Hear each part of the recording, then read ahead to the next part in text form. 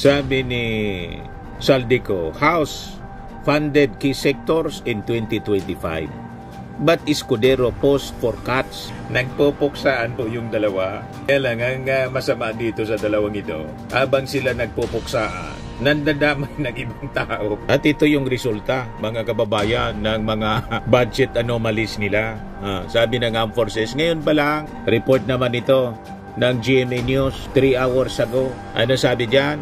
Yan sabi rito. Kailan ba to? September 3, 2025. Angara confirms House gave DepEd higher 2025 budget. BICAM is last it. Yan sabi ni Angara sa pagtatanong ni Congressman Valeriano. Last time, I remember, under the net discussed in 2024. So, it's for the 2025 budget, the Department of Education budget. Nagpapagang mga balita at pagtalakay sa mga isyu na lipungan. Bulsa! Opinyon, banat at paglalantad sa katotohanan. Bulsa! What you see is what you get. You decide. Ito po mga kababayan, si Dante Maravillas. Pag-usapan natin yung tinatawag na Dachis Escudero budget anomalies. Ano yan, Mr. Maravillas? Yun yung mga totoong kwento. And in fact, mga kababayan, ngayon may latest na revelasyon si Saldico. Ayan sabi ni Saldico, House funded key sectors in 2025. But Escudero post for cuts. Nagpupuksaan po yung dalawa. Kaya lang ang masama dito sa dalawang ito, habang sila nagpupuksaan, nandadamay ng ibang tao na hindi man sangkot. Ito ngayon ang balita, mga kababayan. Yan report ng Inquirer 44 minutes ago pa lang. Former Ako Bicol Party List Representative Saldico has maintained that the chamber stayed true to the intent of the executive branch 2025 budget, while budget cuts were initiated by former Senate President Francis Chis Escudero. At ito yung resulta, mga kababayan, ng mga budget anomalies nila. Sabi ng Armed Forces, ngayon pa lang, report naman ito ng GMA News 3 hours ago. Ano sabi dyan?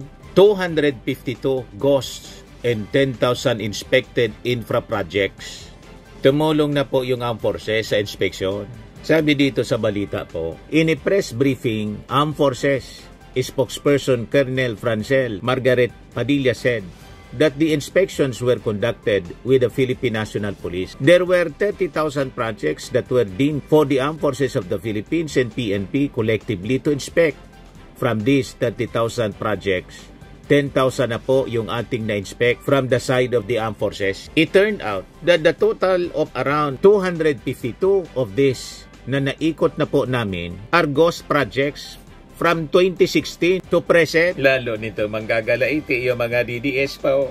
The past 10 years po ang iniimbestigahan po. Kasi yung mga diskaya po, pumaldo sa mga kontrata noong 2016, panahon ni Digong. Hindi kayo pwedeng magugas kamay. Kasi po, totoo lang, mas marami na projects yung pinagawa ni Digong. 13,000. Lang ang daming mga substandard ghost projects. So according to Padilla, the Armed Forces and PNP will be submitting the complete reports from these inspections to the Independent Commission on Infrastructure. Ngayon, balikan natin yung kwento kung saan sinabi ni Saldico, pinunduan niya ng Congress yung mga key sectors in 2025. Kaya lang si Chis Escudero post for cuts. Sabi po ni Saldico, the House faithfully adhered to the NEP.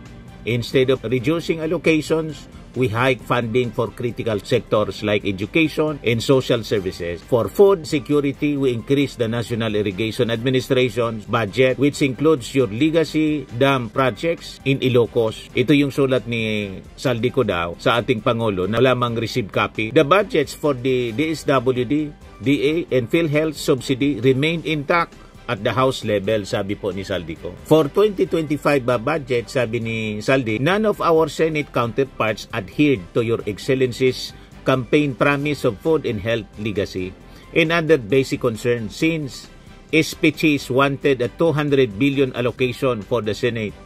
Further cuts were made but only reached 150 billion. 145 billion for DPWH and 5 billion for AKAP for ayuda para sa kapos ang kita program, sabi po niya sa kanyang sulat. na wala mang nakatatak na receive ng Palasyo Malacanang. Yan ang claim mga kababayan ni Saldico. Kaya sabi dito sa post ni Atty. Jesus Falsis, high-level Senate Tweety Bird confirms it was Chis Escudero who ordered 74 billion pesos of PhilHealth to be zeroed, and he has the brains behind removing 50 billion from 4Ps of DSWD in 2025. Pag nagsalita po itong si Tweety Bird, lusaw ang keso.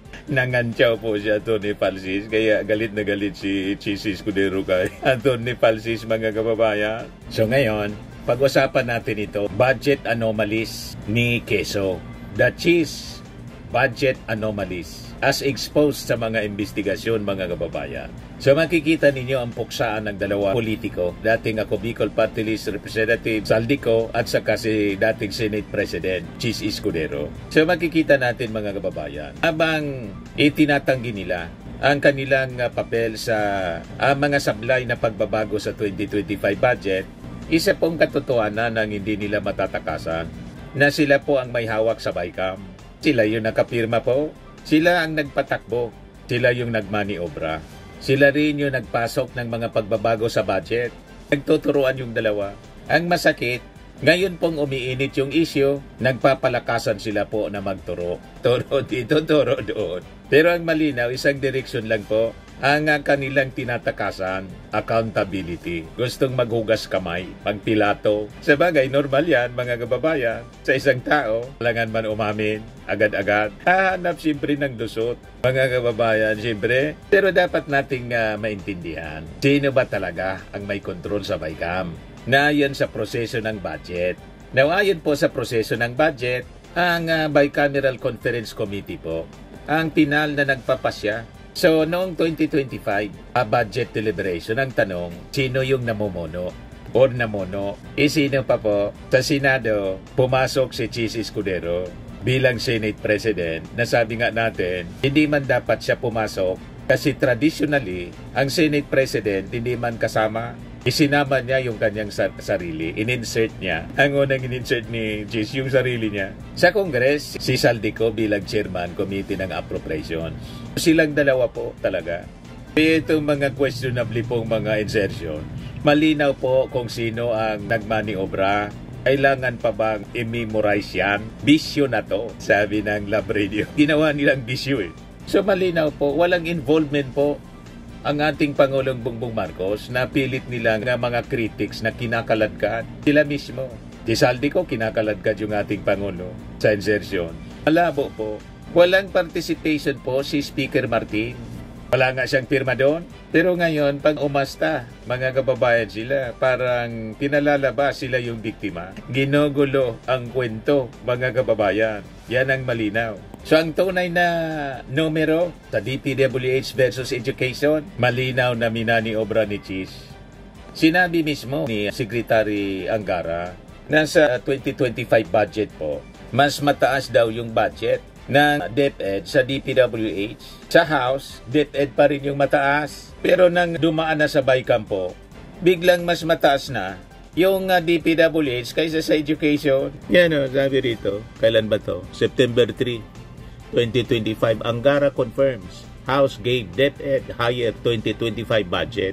BICAM is last it. Yan o, sabi ni Angara sa pagtatanong ni Congressman Valeriano. Last time, I remember, under the net discussed in 2024, so it's for the 2025 budget, the Department of Education budget is bigger compared to DPWH. Under the 2025 NEP, right, sabi ni Valeriano.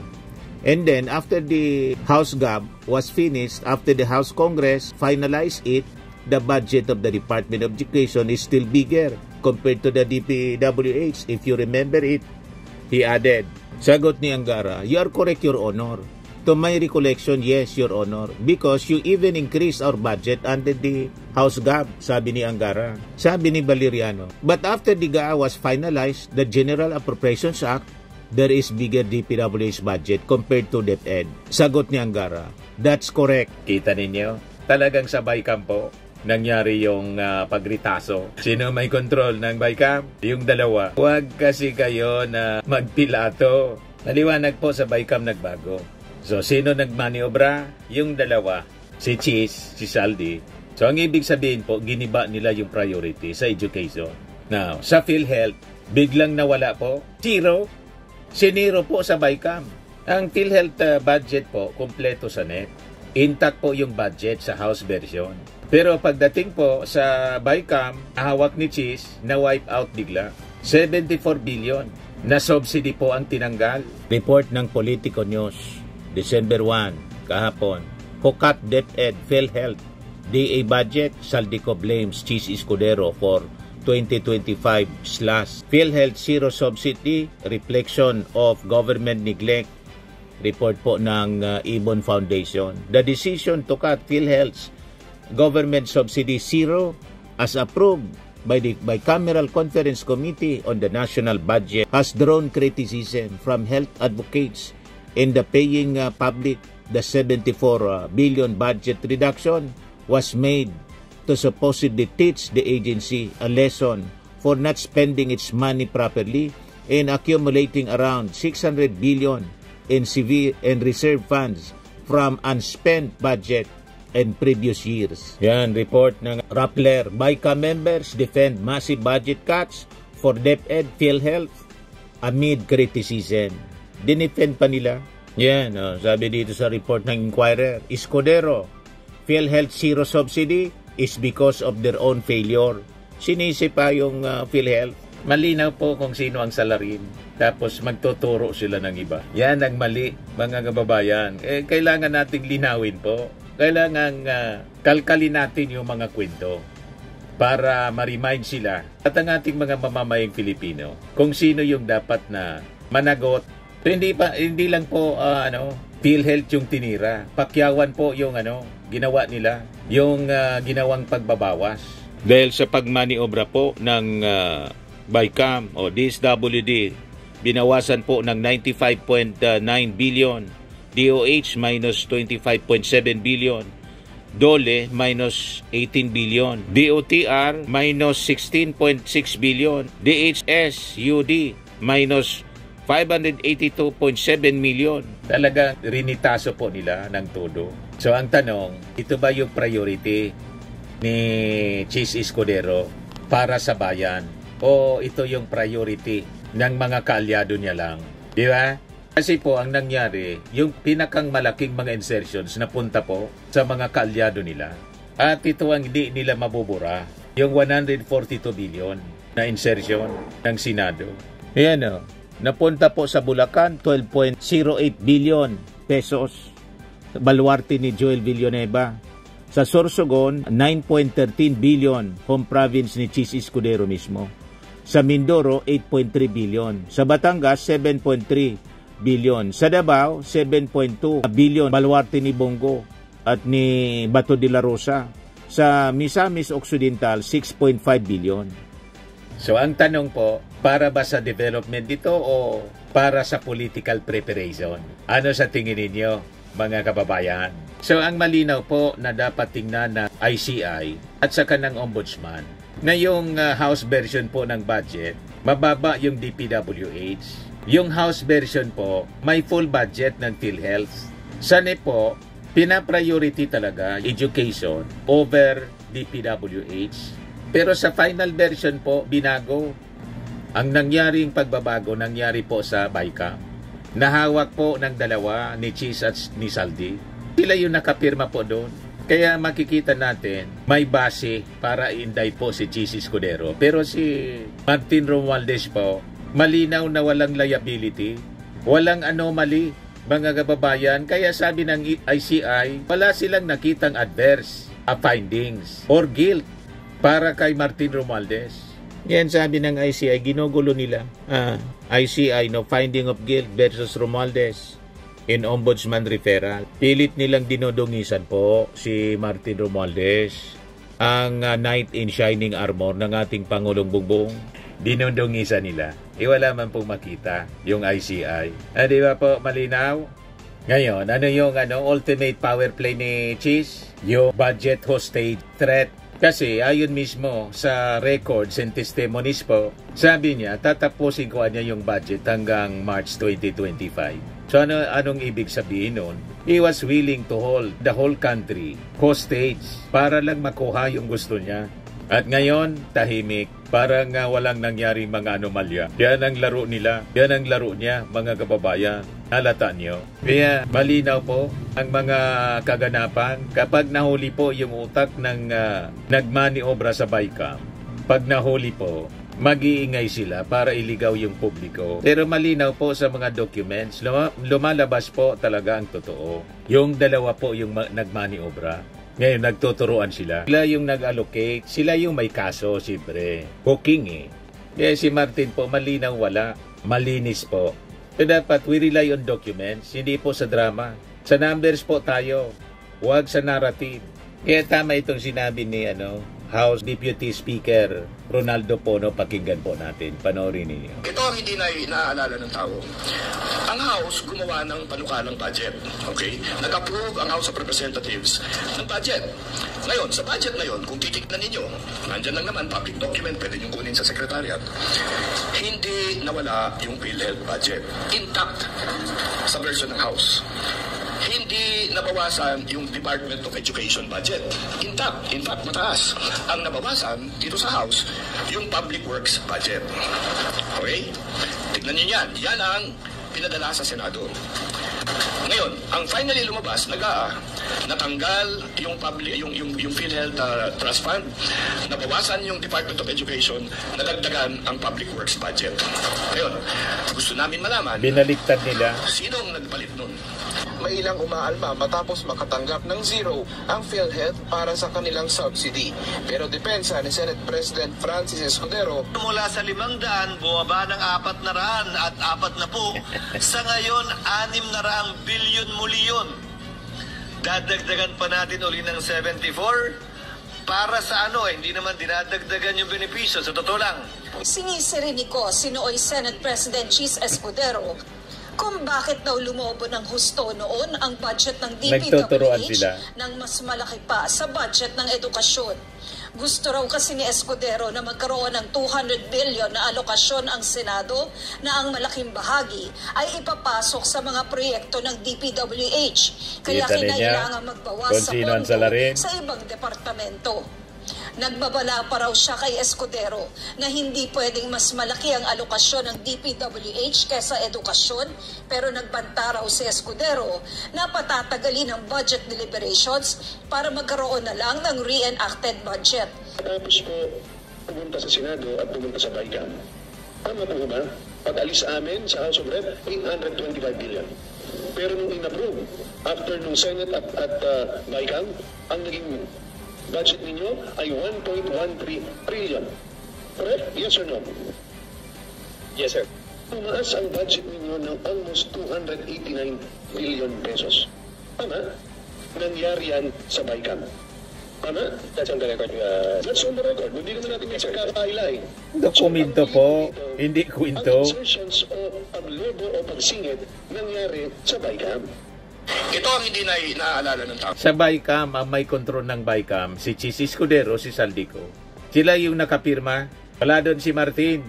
Kaya inuulit-ulit natin ito, Saldico. Kasi po, paulit-ulit yung panggugulo nila sa kwento. Malinaw yung mga nakapirma po. Wala ka dyan makikitang Martin Romualdez. Ang makikita mo dyan, Senate President Chis Escudero. Walang Martin Romualdez dito sa side ng mga congressmen. Ito yung side ng mga congressmen. Ito yung side ng mga senador sa BICAM. Malinaw na po. Pag inulit nila yung panggugulo, ulitin natin yung paglilinaw. Hindi maaari, mga kababayan, na magtuturo sila ng tao na walang kinalaman, wala ngang pirma, blanco nga yung space ni pangalan ni Martin. Ibig sabihin, hindi siya kasama. Kasi kung kasama siya sa BICAM, dapat nandun yung pangalan niya. Pwede rin na hindi siya pumirma. Di ba? Pero wala yung pangalan niya. Walang pirma. Walang pangalan eh. May mga senador na member ng BICAM, Senator Mark Villar. Nasa lista yung pangalan niya, Deputy Majority Leader. Si Joel Villanueva, si Marcos, wala din pirma, si Risa Ontiveros, member. Lalo na si Martin kasi wala man nga po yung pangalan niya diyan, hindi man siya member. Ang tanong, bakit ulit-ulit itinuturo nila si Martin? Walang kinalaman sa BICAM si Martin. Malinaw na po. mga kababayan, yun lang po. Ako po si Dante Maravillas. Bye-bye. God bless. Firmax Firming and Lifting Cream, pinapahid po sa mga pulses in affected area. Mainam po sa paninigas ng mga kaso-kasuan. Ito naman po, Automax Radiant Serum. Sa mukha naman yung application. Anti-aging po siya. You will look 10 years younger than your age. Sa mga cancer patients naman po, baka lang gusto ninyo itong itry. Neng siya red mixed fruit drink.